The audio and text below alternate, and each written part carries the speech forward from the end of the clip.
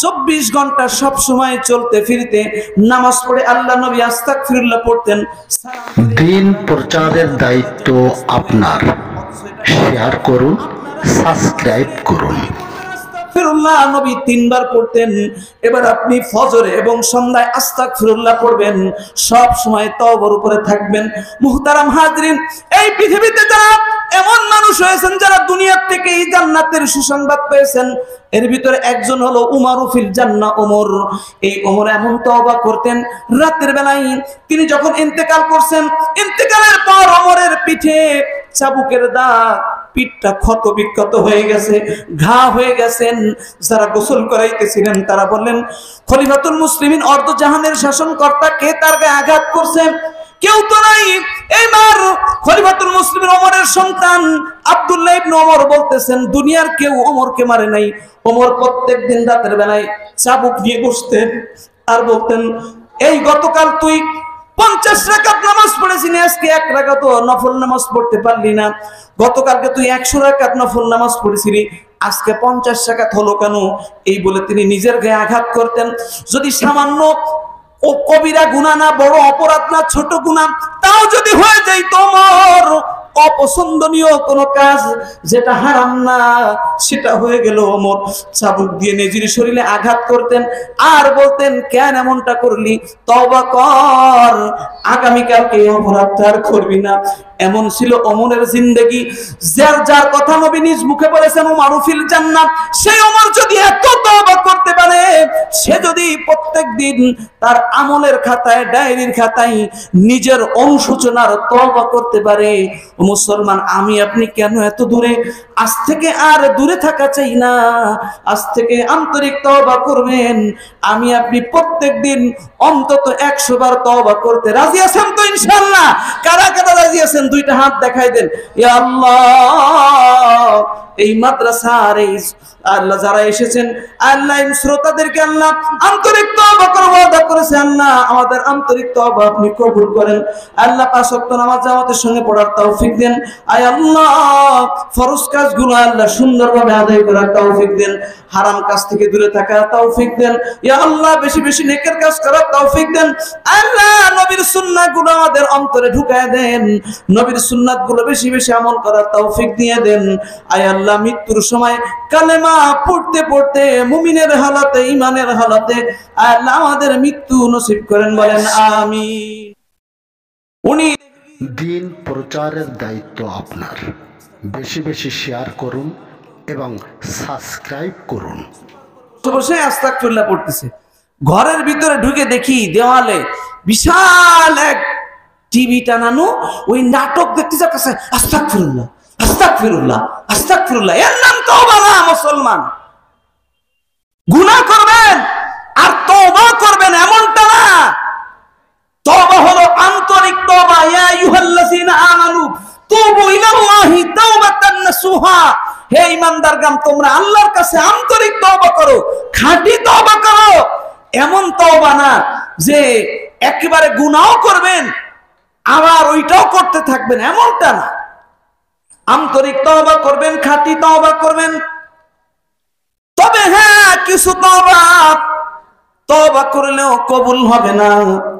আল্লাহর কাছে যত অপরাধ করেছেন, যেটা আল্লাহর হক সেটা আল্লাহ মাফ করে দিবেন। কিন্তু বান্দার হক নষ্ট করে কাবা শরীফের সামনে যে যদি কান্দেও দেন, তাও কিন্তু এই তওবা কবুল হবে না। জোরে বলেন ঠিক কিনা? আপনি আপনার সন্তানের হক নষ্ট করেছেন, মেয়েকে জমি ঠিক মতো দেন নাই, মেয়ে জমি পাবে 10 কাঠা, দিছেন 4 কাঠা, দিয়ে বলতেছেন মারে তুই তো স্বামীর কাছে তো পাবি, এই 4 কাঠা নে, আমি সৌদি আরব যাচ্ছি না, খরচ টরচ আছে। আপনি ছেলেরা ঠিক মতন দিছেন কিন্তু মেয়েকে দেন নাই। কাবা শরীফের সামনে যে শুনছেন, কাবা শরীফ দেখলেই দোয়া কবুল হয়, সত্যি কথা।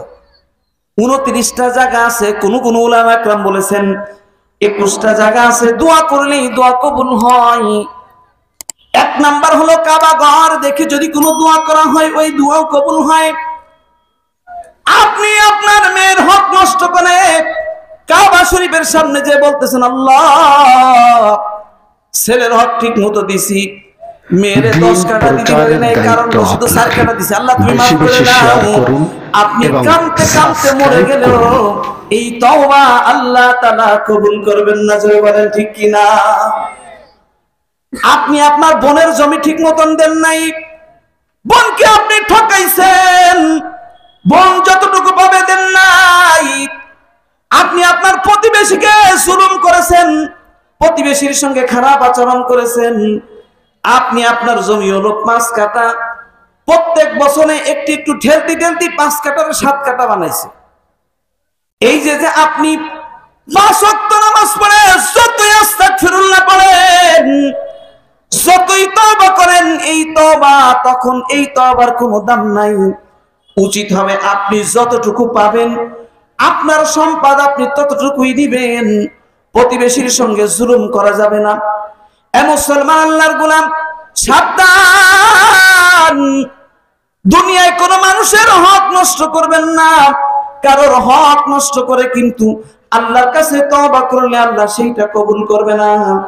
এই যে অনেকে আছেন স্ত্রীর মোহর দেন না, স্ত্রীর কাছে প্রথম দিন যাই মাফ চান, স্ত্রী এ তো মেলা টাকা দেন বান্ধে বেলাইছে, তুমি মাফ করে দাও, আর কোনদিন দেয় না। এই তওবা কিন্তু আল্লাহ তাআলা মাফ করবে না। খবরদার, স্ত্রীর হক স্ত্রীকে ফিরিয়ে দিতে হবে।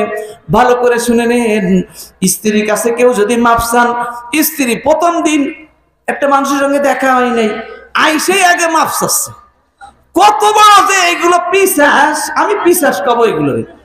প্রথম দিন আসছে, এসে তার সঙ্গে নামাজ পড়বে, সালাম দিবে, কথা বলবে, ব্যাস, তারপরে অন্য যা যা আছে সেটা ব্যক্তিগত ব্যাপার। আইসের নিকা তোমার তো দেন নহর মেলা, আমার মাফ করে দাও। একটা মানুষের সঙ্গে দেখা হয় নাই, সে তো এই মাপ চাইলে তো মাপ না করে কই যাবে, কহা যান আপনারে দেন নহরের টাকা মাফ করে দেবে, কা পুরুষ এইগুলো।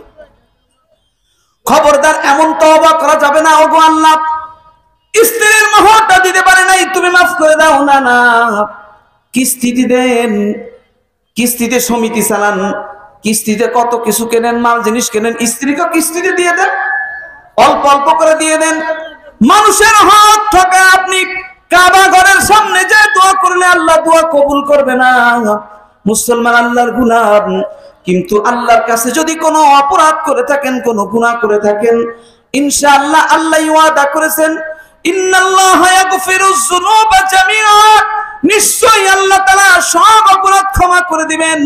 মুসলমান আল্লাহর গোলাম, কুরআনুল কারীমে আল্লাহ তাআলা আপনাদের জন্য একটা সৌভাগ্যবানের একটা আয়াত বলেছেন। আল্লাহ বলেন, ইন্নাল্লাহা ইউহিব্বুত তাওয়াবিনা ওয়া ইউহিব্বুল মুতাতাহহিরিন।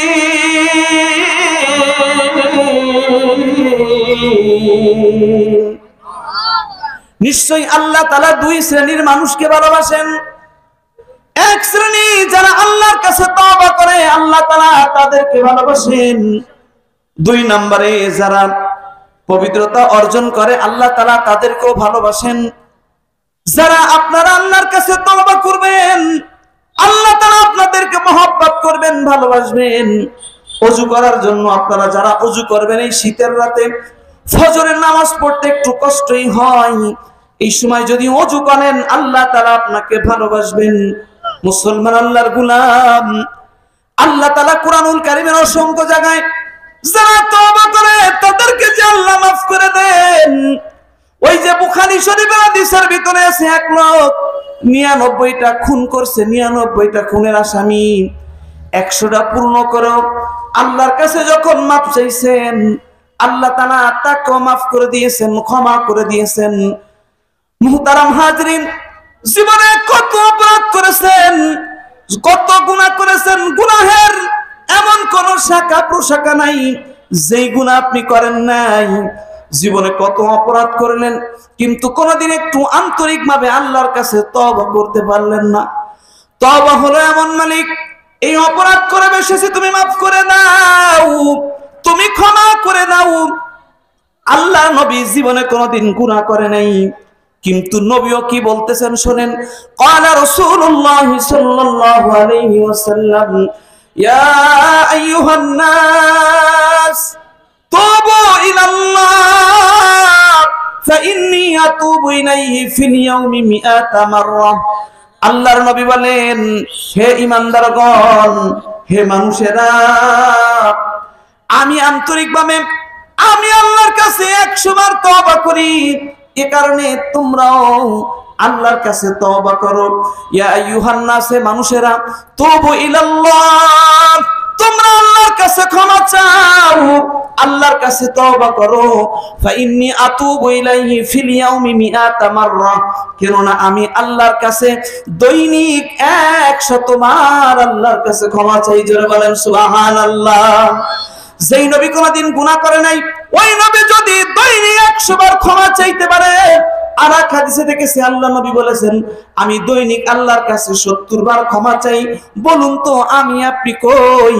আমি আপনি জীবনে কত গুনাহ করলাম, আমি আপনি তো একবারও আন্তরিকভাবে তওবা করি না।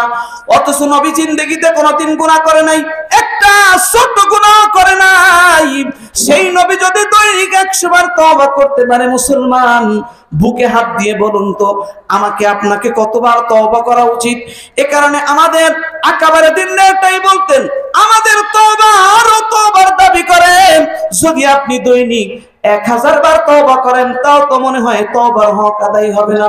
মুসলমান, আল্লাহর গুনাহ চলতে ফিরতে সব জায়গায় আজকে গুনাহের প্রতিযোগিতা, অথচ আমরা তওবা পড়ি না। শোনেন, বড় করে শোনেন, আল্লাহ নবী হাদিসের মধ্যে বলেন, কেউ যদি সন্ধ্যার সময় সাইয়্যিদুল ইস্তিগফার পড়ে, তাহলে সন্ধ্যার সকাল হওয়ার আগে যদি ওই ব্যক্তিটা মারা যায়, সে জান্নাতি। বলেন সুবহানাল্লাহ।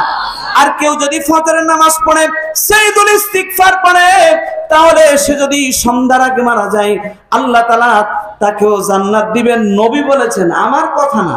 অথচ সাইয়্যিদুল ইস্তিগফার যদি প্রশ্ন করি, কে কে পারেন? হাত উঁচু করেন তো। আল্লাহুম্মা আনতা রাব্বি লা ইলাহা ইল্লা আনতা খালাকতানি ওয়া আনা আবদুকা, এটা কারা কারা পারেন? আল্লাহুম্মা, জানেনই না সাইয়্যিদুল ইস্তিগফার কারে বলে? মানে আমাদের সমাজের অবস্থা না এমন, গাড়িতে উঠতে হবে, দোয়া করতে হয় না, তাই গাড়িতে ওঠে আর কয় আল্লাহুম্মা ইন্নী আউযু বিকা মিনাল খুবসি ওয়াল খাবাইস। বাথরুমের দোয়া কোন জায়গায় পড়ছে? গাড়িতে পড়ছে। সাইয়্যিদুল ইস্তিগফার কোনটা এটাই জানে না। আল্লাহুম্মা আনতা রাব্বি লা ইলাহা ইল্লা আনতা খালাকতানি ওয়া আনা আবদুকা ওয়া আনা আলা আহদিকা ওয়া ওয়া'দিকা মাসতাতা'তু আউযু বিকা মিন শাররি মা সানা'তু আবু'ু লাকা বিনি'মাতিকা আলাইয়া ওয়া আবু'ু লাকা বিযামবি ফাগফিরলি ফা ইন্নাহু লা ইয়াগফিরুয যুনুবা ইল্লা আনতা। দ্রুত পড়লাম বোঝানোর জন্য, এটার নাম সাইয়্যিদুল ইস্তিগফার। এবার বলেন তো এটা কাদের কাদের মুখস্থ আছে? একটু হাত উঁচু করেন। ওই যে 1 জন 2 জন 3 জন পাইছে, 4 জন না, একজন ছোট আন্দাজে কইছে 3 জন পাইলাম, এত বড় একটা মজলিসে। বলেন মুসলমান, ভালো করে বোঝার চেষ্টা করেন। মাসনুন ইস্তিগফার পড়বেন, মাসনুন ইস্তিগফার পড়লেও কিন্তু গুনাহ মাফ হয়। মাসনুন ইস্তিগফার কোনটা?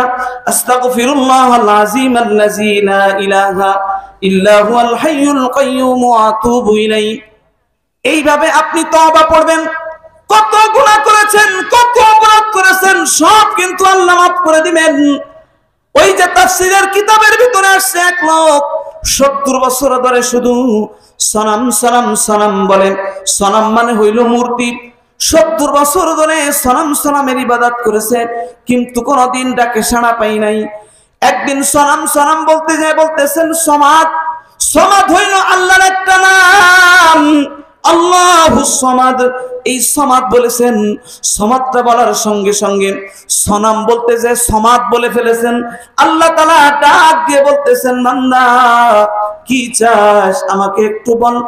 ওই ব্যক্তি তখন বলে, আল্লাহ 70 বছর ধরে সনাম সনাম বলে ডাকলাম, কোন মূর্তি আমার ডাকে সাড়া দিল না।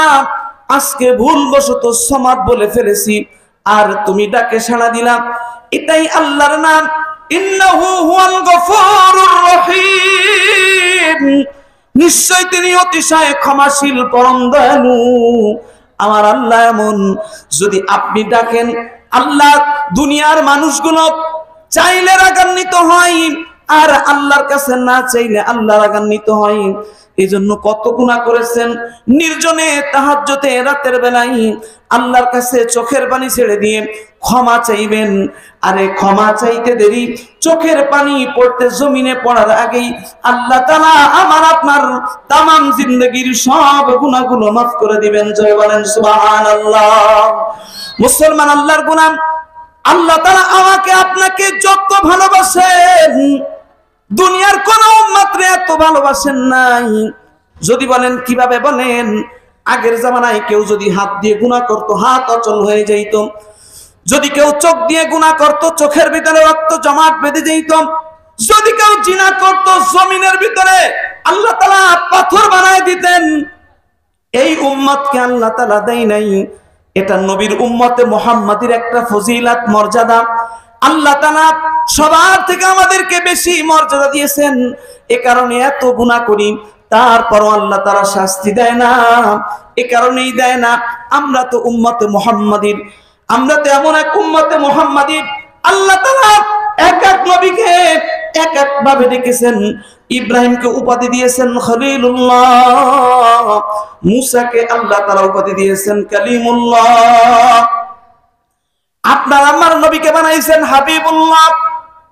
নবীকে যখন হাবিবুল্লাহ বানাইছেন, মানুষদেরকে আল্লাহ তাআলা যখন এই রকম উপাধি দিয়েছেন, আল্লাহ তাআলার সর্বশ্রেষ্ঠ উপাধি, এই উপাধি শুনে ফেরেশতারা বলতেছেন, আল্লাহ আমরা এত ইবাদত করি, আমরা এত ইবাদত করি, এত ডাকি, আমাদেরকে তো আপনি এত মহব্বত করেন না, মানুষকে আপনি কেন এত মহব্বত করেন? ফেরেশতারা কথা বলার পর আল্লাহ বলতেছেন, ফেরেশতা যাও ইব্রাহিমের কাছে যাও, গেলেই বুঝতে পারবা আমি মানুষকে কেন এত ভালোবাসি। আল্লাহ তাআলা ফেরেশতাদের থেকে আপনাদেরকে আল্লাহ বেশি ভালোবাসে, মানুষকে আল্লাহ বেশি ভালোবাসে। অথচ সেই মানুষ আল্লাহর সঙ্গে সবচেয়ে বেশি নাফরমানি করে। এক ফেরেশতাকে বললেন, যাও ইব্রাহিমের কাছে যাও, গেলেই বুঝবা ইব্রাহিমকে আমি কেন খলিল বানাইলাম। ওই ফেরেশতা যায় বলতেছেন, কি বলে কথা বলা শুরু করবে, বলতেছেন সুবহানাল্লাহ, আলহামদুলিল্লাহ, আল্লাহর নামটা নিয়েছেন। এটা বলার সঙ্গে সঙ্গে ইব্রাহিম বলতেছেন, এই তুমি কে? আমার মালিকের নাম নিলা, এই একটা উট নিয়ে যাও, আমার আল্লাহরে ডাকছো। এবার ফেরেশতা উট পাইছে। ফেরেশতা তো শুকরগুজার, আপনার আমার মতো না। ফেরেশতা উট পেয়ে বলতেছেন আলহামদুলিল্লাহ।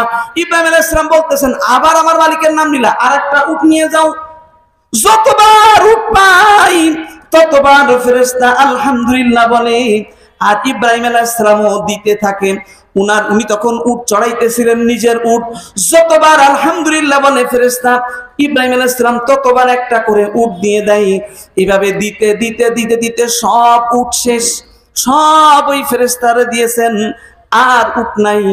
এইবার ফেরেশতা বলতেছেন, ইব্রাহিম এইবার যদি আমি তোমার মালিকের নাম নিই, তুমি কার কি আমাকে পুরস্কার দিবা, কোথা থেকে পুরস্কার দিবা?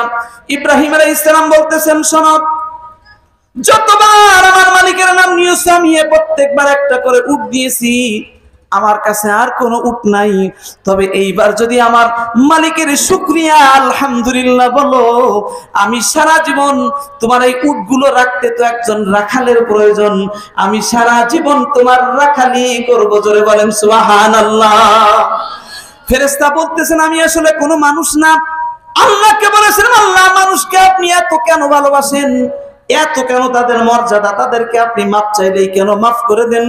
আল্লাহ বলেছিল, যাও আমার খলিলের কাছে গেলেই বুঝতে পারবা কেন আমি মানুষকে এত উপাধি দিয়েছি। মুহতারাম হাজরিন, এই যে মুসা আলাইহিস সালাম, ইব্রাহিম আলাইহিস সালামকে বলা হয় খলিলুল্লাহ, মুসা আলাইহিস সালামের উপাধি কালিমুল্লাহ। কালিমুল্লাহ কেন জানেন? মুসা আলাইহিস সালাম খুব রাগী মানুষ ছিলেন, একটু থোতলা টাইপের মানুষগুলো রাগী হয়। মুসা আলাইহিস সালাম খুব রাগী ছিলেন, এমন রাগী ছিলেন এক থাবায় একজনে মেরে ফেলেছে। এক থাবায় আজরাইল এমন এক থাবা দিছে মুসা আলাইহিস সালাম, আজরাইলের চোখ খুলে পড়ে গেছে। হাদিসের ঘটনা, বানানো কথা না। মুসা আলাইহিস সালামের এত রাগ ছিল, উনার ভাই তাকেও ধরে হারুন আলাইহিস সালামের চুল আর দাড়ি ধরে উল্টায় ফেলাইছে। এত রাগী ছিলেন মুসা আলাইহিস সালাম। এই মুসা আলাইহিস সালামকে আল্লাহ তাআলা কেন কালিমুল্লাহ উপাধি দিলেন শোনেন। উনি ছাগল চড়াইতেন, অধিকাংশ নবীরাই ছাগল চড়াইতেন, মুসা আলাইহিস সালামও ছাগল চড়াইতেন। একটা ছাগল সব ছাগলগুলো ধরছে, একটারে মোটে ধরতেই পারে না। যেই ধরতে যায় কাছাকাছি গেলেই ছাগলটা ভাঙ্গে ছুঁড়ে একটা দৌড় মারে, মানে কাছে গেলেই দৌড় মারে। তো এরকম ছাগলটা মুসা আলাইহিস সালাম রে একেবারে সারা দিন খাটাইছে। ওর কাছ থেকে দুধ দহন করবে হয়তোবা, ওর কাছ থেকে আরো দৌড় মারে, আর মুসা আলাইহিস সালাম ভাঙ্গে ছুঁড়ে দৌড় মারে, ওরে আর ধরতে পারে না। একেবারে যখন সন্ধ্যা হয়ে গেছে, মাগরিবের নামাজ আযান দিয়ে দিছে, রাতের বেলায় ছাগল কিন্তু চোখে দেখে না, জোরে বলেন ঠিক কিনা? জানেন তো আপনারা এটা? রাতের বেলায় ছাগল বেশি চোখে দেখতে পায় না। মুসা আলাইহিস সালাম ছাগলটাকে এইবার ধরছেন। বলেন তো মুসা আলাইহিস সালাম যে আজরাইলে মেরে চোখ খুলালো, যে এক থাবায় একজনে মেরে ফেলাইছে অমুসলিমরে, যে আপন ভাইরে ধরে আছাড় দেয়, তাহলে এই সারাদিন জ্বালাইছে, তাহলে এটারে কি করবে? ধরে, মানে বিষয়টা এমন হবে না যে এক পাওতে ধরবে আর এক পাওতে টেনে ছিঁড়ে ফেলাই দেবে, ঘটনা এরকম না। কিন্তু মুসা আলাইহিস সালাম ছাগলটাকে ধরছেন আর মাথা এরকম মাথা ডলতেছেন আর পা টিপে দিয়ে বলতেছেন, কেন তো দৌড়ইনি? তোর কষ্ট হইছে, আমারও কষ্ট হইছে, তোরও পা ব্যথা হয়ে গেছে, আমারও পা ব্যথা হয়ে গেছে, কেন তো দৌড়াইলি? কি দরকার ছিল বল? কেন এত কষ্ট করলি? আল্লাহ তাআলা এই কথাগুলো, এই যে ছাগলকে যে এইভাবে টিপে দিচ্ছিলেন, এই দৃশ্যগুলো আল্লাহর কাছে এত পছন্দ হয়েছেন, আল্লাহ তাআলা মুসা আলাইহিস সালামের উপরে খুশি হয়ে মুসাকে বলতেছেন, মুসা আজ থেকে তুমি হইলা কালিমুল্লাহ। জোরে বলেন সুবহানাল্লাহ। আল্লাহ রে ডাকে রে বান্দা, আল্লাহ রে ডাক, আল্লাহ রে ডাকে রে বান্দা, আল্লাহ রে ডাক, আল্লাহ রে ডাকতে ডাকতে, আল্লাহ রে ডাকতে ডাকতে জীবন কেটে যায়। আল্লাহ রে ডাকে রে বান্দা, আল্লাহ রে ডাক, আল্লাহ রে ডাকে রে বান্দা, আল্লাহ রে ডাক। যখন তুমি ছোট ছিলে, দাঁত ছিল না মুখে, তরল খাবার দিলেন আল্লাহ মা জননী বুকে রে, মা জননীর বুকে। সেই আল্লাহ রে ভুইল না রে, সেই আল্লাহ রে ভুইল না রে, জীবনে যাকার থাক তোমার, ডাকার মতো ডাকলে তোমার গুনাহ হইবে মাফ। আল্লাহ রে ডাকে রে বান্দা, আল্লাহ রে ডাক, বলেন আল্লাহ রে ডাকে রে বান্দা, আল্লাহ রে ডাক, আরো জোরে, আল্লাহ রে ডাকে রে বান্দা, আল্লাহ রে ডাক। আল্লাহ রে ডাকতে ডাকতে, আল্লাহ রে ডাকতে ডাকতে জীবন কেটে যায়। আল্লাহ রে ডাকে রে বান্দা, আল্লাহ রে ডাক, আল্লাহ রে ডাকে রে বান্দা, আল্লাহ রে ডাক। জোরে বলেন আমাদের রবকে, আরো জোরে বলেন রবকে। তওবা করবেন কার কাছে? আরো জোরে বলেন কার কাছে তওবা করবেন? আল্লাহর কাছে আন্তরিক ভাবে তওবা করবেন। মুসলমান আল্লাহর গোলাম, কিন্তু শয়তান চায় না আমি আপনি তওবা করি। শয়তান কিন্তু কখনোই চায় না আমি আপনি তওবা করি। এই যে আলোচনা শুনে বুঝতেছেন আজ থেকে আন্তরিক তওবা করা খুব দরকার। তওবার বিকল্প কিছুই নাই, বেশি বেশি তওবা করতে হবে, এরপর অন্য কোনো আমল নেই। নবী যেহেতু 100 বার দৈনিক তওবা করেছেন, আমারও তওবা করা দরকার। কিন্তু শয়তান কিন্তু চাবে না আমি আপনি তওবা করি। কত গুনাহ করবেন। আজকে দেখবেন সমস্ত জায়গায় শীতকাল আসলেই এলাকার বিভিন্ন জায়গায় জারি গান হয়, যাত্রা গান হয়, হয় না বলেন? কি পরিমাণ লোকজন, কিন্তু এই জায়গা খুঁজে পাওয়া যাবে না। শয়তান কবে যে ওঠ, এই এখনই তওবা করতে হবে না, ওঠ না একটু উঠাই দে, একটু বাদাম করে নিয়ে ঘুম আসতেছে না। শয়তান এমন ভাবে ধোঁকা দেয়। গ্রামে গঞ্জের মোড়ে মোড়ে যাত্রা গানের আসর হয়, যাত্রা গানের কারণে আজ দেশে খোদার গজব হয়, ঠিক না? গ্রামে গঞ্জের মোড়ে মোড়ে যাত্রা গানের আসর হয়, যাত্রা গানের কারণে আজ দেশে খোদার গজব হয়। দ্বীন ইসলামের পথে তোমরা চলো রে সবাই, ঢোল তবলার গান বাজো, নাক মাথায় লই গুনার বোঝা। দ্বীন ইসলামের পথে তোমরা চলো রে সোজা, দ্বীন ইসলামের পথে তোমরা চলো রে সোজা। আজকে যদি এই মাহফিলে তওবার কথা বলা হয়, কারোর খুঁজে পাওয়া যাবে না। কিন্তু গান বাজনায় দেখেন যে কি পরিমাণ লোক, কেউ উঠতে চায় না। আপনার তো কথা বলতে, আমার কিন্তু আজকে আলোচনা করতে খুব ডিস্টার্ব হচ্ছে, বুঝতেছেন তো আমার চেহারা দেখে? কথা হচ্ছে তো, ওই জন্য কানে কথা আসলে বদ অভ্যাস। আল্লাহ আমার এভাবে সৃষ্টি করছে, করার কিছু নেই। মুসা আলাইহিস সালামের জীবন বানাইছে, আমার আল্লাহ তাআলা এটা দিছে। কেউ কথা বললে আমার খুব ডিস্টার্ব হয়। তো গান বাজনায় গেলে কারো ডিস্টার্ব হয় না। এক বুড়ো চাচা আমাকে ওই আমার বাড়িতে তেরোখাদা, বুঝেন তো তেরোখাদার লোক কি পরিমাণ ডেঞ্জারাস, ওই অঞ্চলে গান হয়। এক লোক বুড়ো এক চাচা, উনি করছে কি শীতকাল এরকম শীতের ভিতরে চাদর মুড়ি দিয়ে উনি গান শুনতেছে। তো এই গান শুনতে হঠাৎ করে ওনার পেটে সমস্যা, পাতলা পায়খানা, উনি করছে কি ওই চাদর দিয়ে ঢেকে ঢুকে জায়গায় বসেই মেরে দিচ্ছে। একবার গন্ধ আসছে, যায় তুই পাত দিছিস, ওকে তুই পাত দিছিস, যা ওইভাবে চলছে। এবার চাচা করছে কি ওই চাদরটারে মোড়ায় জোড়ায় ওর পরই চাচা বসে পড়িছে, মানে বাথরুম লাগিছে তাও চাচা উঠবে না, কারণ গান যদি আবার কাজ হয়ে যায় মিস হয়ে যাবে না, মহিলারা গান গাচ্ছে। তো চাচা ওর পরে বসে রয়েছে। এবার গান শেষ, চাচা করেছে কি চাদরটা নিয়ে দিছে জোরে এক ঝাড়া, আর সবাইকে গোসল করাই দিছে। মানে আমাদের অবস্থা না, মাহফিলে প্যান্ডেলে মুসল্লি খুঁজে পাওয়া যায় না, কিন্তু গানের আসর যেখানে নাচানাচি হয় এখানে খুব খুঁজে পাওয়া যায়। কারণ এখান থেকে তো দামি জিনিস তওবা শিখবে। ইবলিস শয়তান চায় না আমি আপনি তওবা করি। আলাম আহাদ ইলাইকুম ইয়া বানি আদম আল্লা তা'বুদুশ শাইতান ইন্নাহু লাকুম আদুউম মুবিন।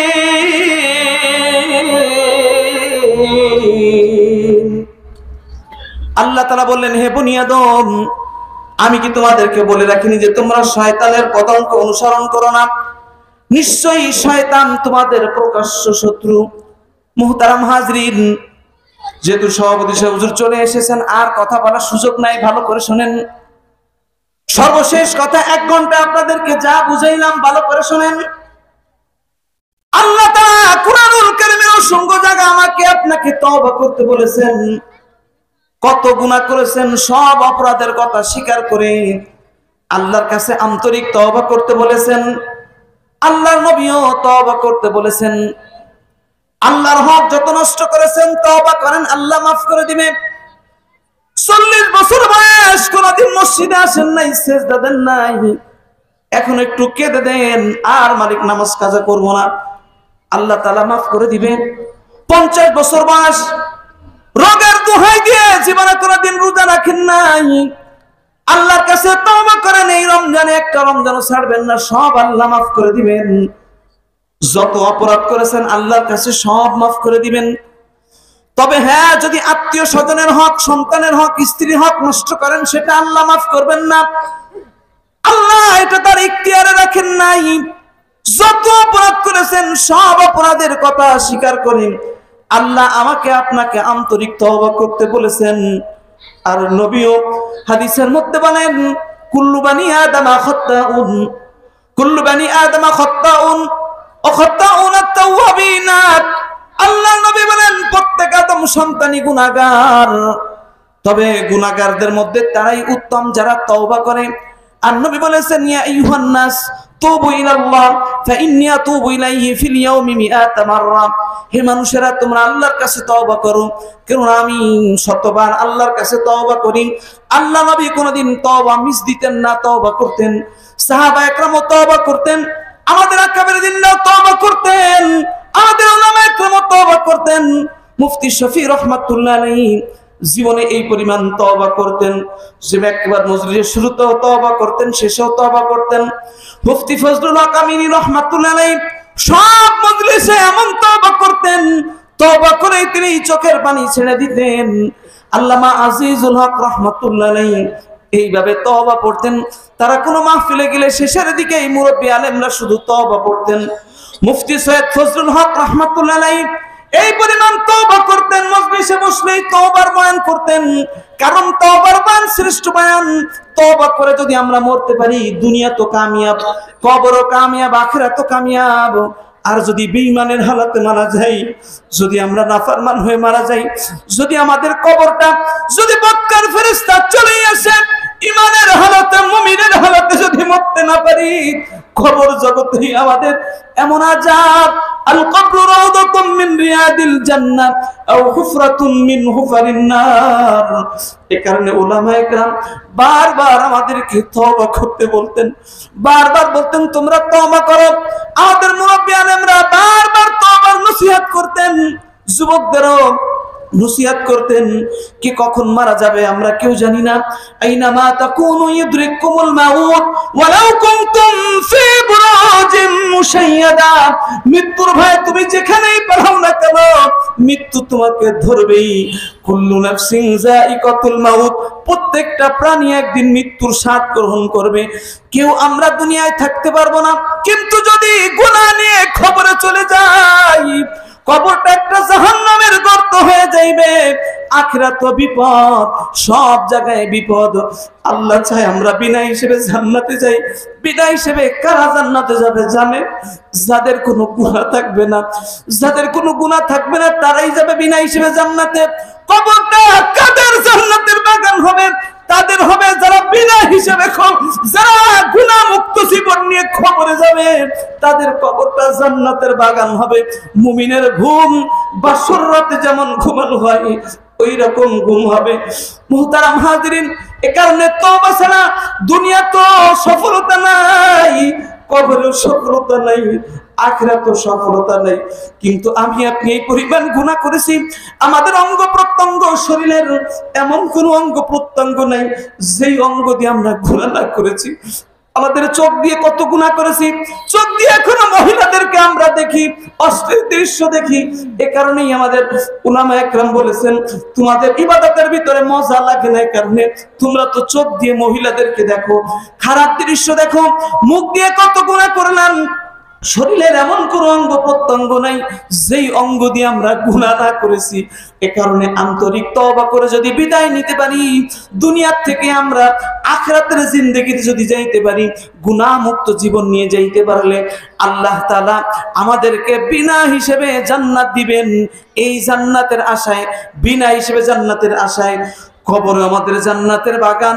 নবীর সঙ্গে আমরা হাসতে হাসতে আমরা নবীর সুন্নাতে জিন্দেগি যদি আমরা অনুসরণ করতে পারি, নবীর সঙ্গ আমরা পুলসিরাত পার হয়ে জান্নাতে থাকতে পারবো।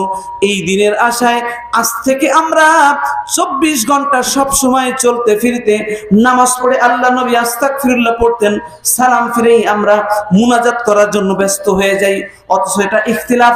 আপনারা আগে নামাজ ফিরে আগে পড়বেন আস্তাগফিরুল্লাহ, নবী 3 বার পড়তেন। এবার আপনি ফজরে এবং সন্ধ্যায় আস্তাগফিরুল্লাহ পড়বেন, সব সময় তওবার উপরে থাকবেন।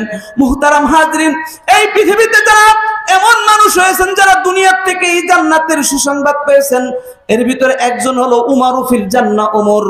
এই ওমর এমন তওবা করতেন, রাতের বেলায় তিনি যখন ইন্তেকাল করছেন, ইন্তেকালের পর ওমরের পিঠে চাবুকের দাগ, পিঠটা ক্ষত বিক্ষত হয়ে গেছে, ঘা হয়ে গেছেন। যারা গোসল করাইতেছিলেন তারা বললেন খলিফাতুল মুসলিমিন অর্ধ জাহানের শাসনকর্তা কে তার গায়ে আঘাত করছে? কেউ তো নাই।